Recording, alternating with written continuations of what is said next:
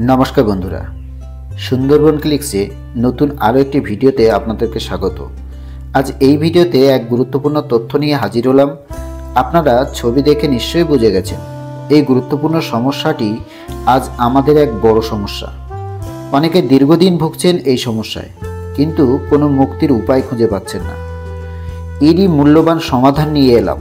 সঙ্গে থাকুন আর সম্পূর্ণ ভিডিওটি দেখে নিন ও সবাইকে শেয়ার করে উপকার করুন। কে বলতে পারে আপনার এই একটা শেয়ার অনেকের এই সমস্যা থেকে মুক্তি দিতে পারে। তবে হ্যাঁ, লাইক করতে ভুলবেন না, আর চ্যানেলে নতুন হলে অবশ্যই সাবস্ক্রাইব করে পাশে থাকা বেল আইকনটি প্রেস করে রাখুন আমাদের চ্যানেলের নতুন আরও মূল্যবান ভিডিও পেতে, যার নোটিফিকেশন সবার আগে আপনার কাছেই পৌঁছবে।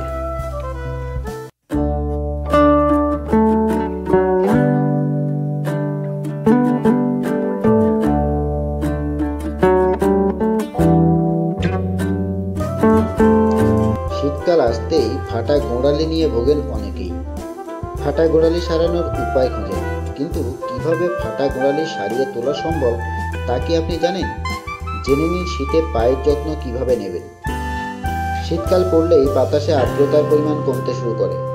প্রকৃতির নিয়মেই এই আর্দ্রতায় ঘাটতি তৈরি হয়।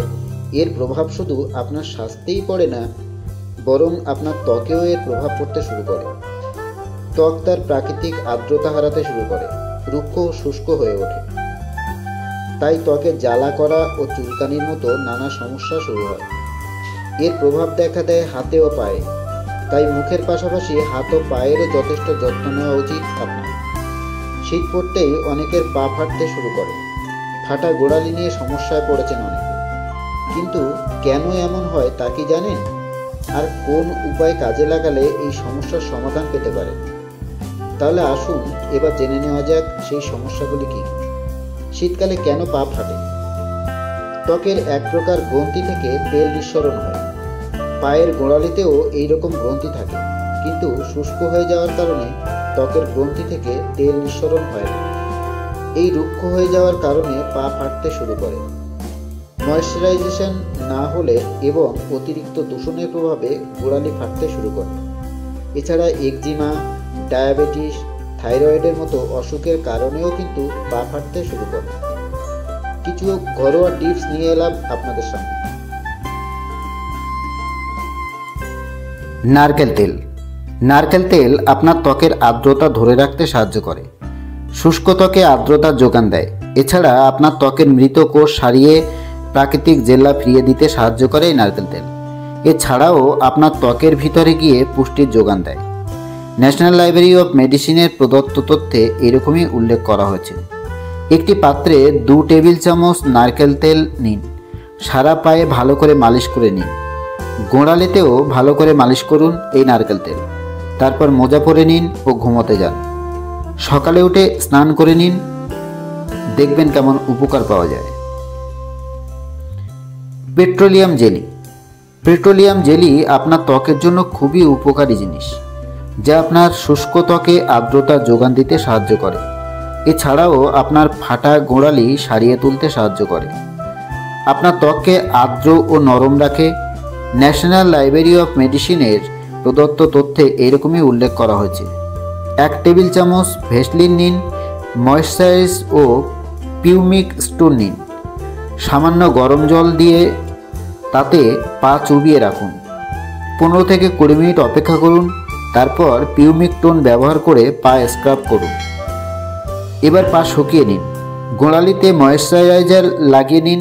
তারপর পেট্রোলিয়াম জেলি লাগাবেন। এবার মোজা পরে ঘুমোতে যান। সকালে উঠে পা ধুয়ে নিন। প্রতিদিন এই নিয়মে চলতে থাকুন। সল্ট, গ্লিসারিন ও গোলাপ জলের ফুট মাস্ক। গোলাপ জলে প্রচুর পরিমাণে অ্যান্টিঅক্সিডেন্ট আছে, যা আপনার ত্বককে ভালো রাখতে সাহায্য করে। এর মধ্যে কিছু অ্যান্টি ইনফ্ল্যামেটরি উপাদানও আছে, যা আপনার ত্বককে ভালো রাখে, সহজেই শুষ্ক হতে দেয় না। এছাড়া গ্লিসারিনে এমন কিছু উপাদান আছে যা ত্বকের আর্দ্রতা ধরে রাখতে সাহায্য করে, ফাটা গোড়ালি নরম করে তুলতেও সাহায্য করে। প্রথমে গরম জলে পা চুবিয়ে রাখুন। তারপর পিউমিক স্টোনের সাহায্যে পা স্ক্রাব করে নিন। এবার একটি পাত্রে গ্লিসারিন ও গোলাপ জল মিশিয়ে একটি মিশ্রণ তৈরি করুন। সেটি গোড়ালিতে ভালো করে লাগিয়ে নিন। সারা রাত রেখে দিতে হবে। তারপর মোজা পরে ঘুমোতে যান। পরের দিন সকালে উঠে পা ধুয়ে ফেলুন। মধু। মধু প্রাকৃতিক অ্যান্টিসেপটিক। এটি আপনার ফাটা গোড়ালি সারিয়ে তুলতে সাহায্য করে। এছাড়াও আপনার ত্বক ভালো রাখতে সাহায্য করে এই মধু। প্রথমে গরম জলে পা চুবিয়ে রাখুন। তারপর পিউমিক স্টোনের সাহায্যে পা স্ক্রাব করে নিন। হাতে পরিমাণ মতো মধু নিয়ে গোড়ালিতে ভালো করে লাগিয়ে নিন। প্রতিদিন রাতে শুতে যাওয়ার আগে এই নিয়ম মেনে চলুন। কয়েকদিনের মধ্যেই আপনি নিজেই পার্থক্য লক্ষ্য করতে পারবেন। নমস্কার, দেখা হবে পরের ভিডিওতে। ততক্ষণে ভালো থাকুন, সুস্থ থাকুন।